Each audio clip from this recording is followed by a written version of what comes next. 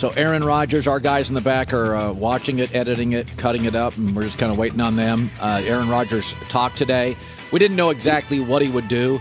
You know, there is a certain freedom, though, when you're leaving a company and you know you're eventually leaving it. There is a, Joy Taylor joining me, a certain freedom that, what do you care if your bosses are pissed? Right. You're leaving. You don't care. You're going to work really, really hard, and the chips fall where they may, but you don't, you don't really, it seems like he doesn't feel the need to be the company man he's pretty much always been. Well, if we saw a little bit of this with Brady and Tom versus Time, you saw him start to throw some jabs at the organization. You're not with me. I'm not here. Giselle saying, he just wants to be appreciated. At the end, you start getting a little loose with the secrets that you were protecting because there's really no value in you keeping them anymore. Well, teams want you as a player to be all in. And so what Aaron Rodgers is saying is, you want me to be totally invested here, but you won't give me a heads up on even my quarterback coach. Yeah, you want me to be totally invested, but you're not totally invested in me.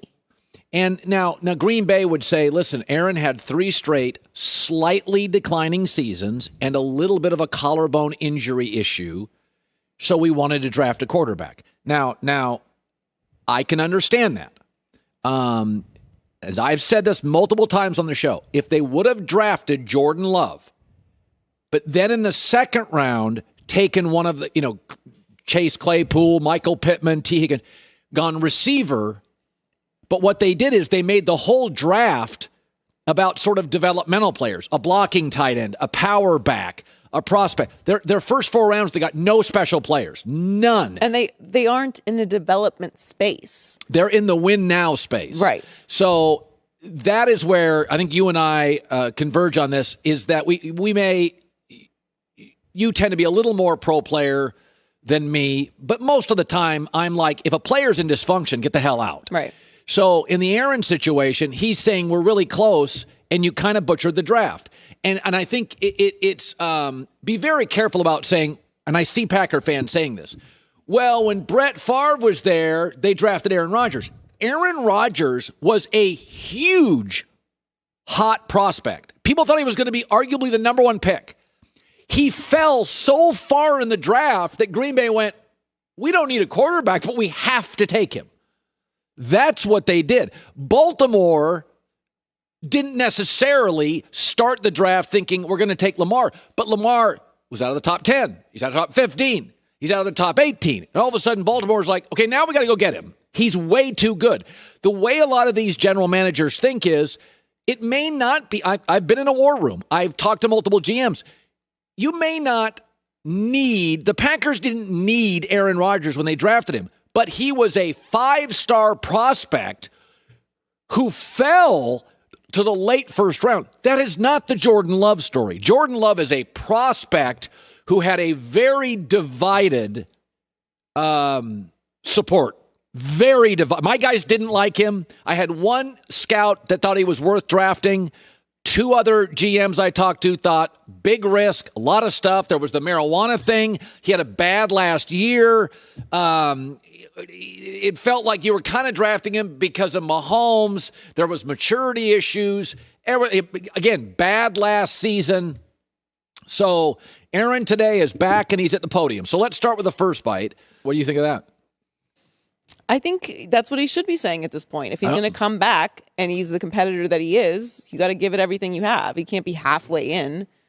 And that's the right thing to say. Yeah, I wouldn't want you to give up on me. I'm not going to give up on you. Well, also, why say that you know what you're going to do right now? If they go win a Super Bowl and everything's changed, he might not feel that way. So why lock himself in a corner by saying this is definitely my last year? And why add that extra cloud to him and all of his teammates in the organization, which we're going to be talking about this anyway, but why confirm that this is your last year? Okay, second bite, Aaron Rodgers on the lame duck quarterback year, which it feels like. That's where I've defended him. That's the number 1 space I've defended Aaron. I'm 4 lockers away from the guy who I'm way better than. I just won MVP, and I'm a lame duck. I've said before, if I get replaced here, fine. But if you hire him, and he's 2 lockers down, and I'm still elite, Just trade me. Just let me go. I'm okay moving off me. I get it, but I want to have some. I don't want to be humiliated. The third bite, Aaron Rodgers. This is more than money here we're talking about. That's his best bite. So far, that's his best bite. Impossible as a Packer fan when somebody says, I love this organization, I want to be a resource. That makes the front office of Green Bay look ridiculous. It really makes the front office of Green Bay look like, why don't you love him more? That's a good one for Aaron.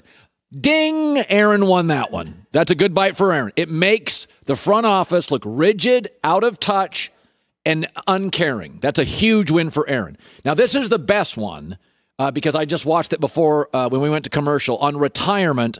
Aaron is asked about retirement.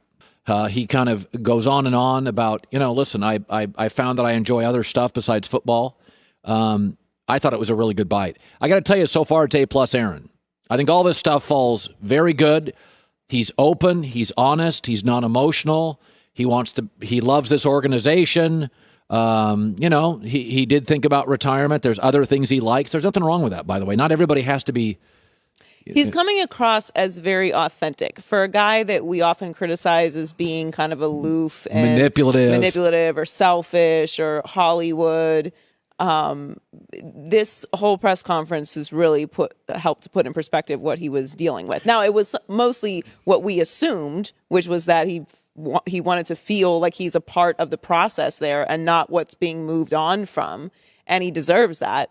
But he's really coming from a place of humility and like measured understanding of the situation. Let me defend Aaron. So Russell Wilson and Brady, their brand is football and family.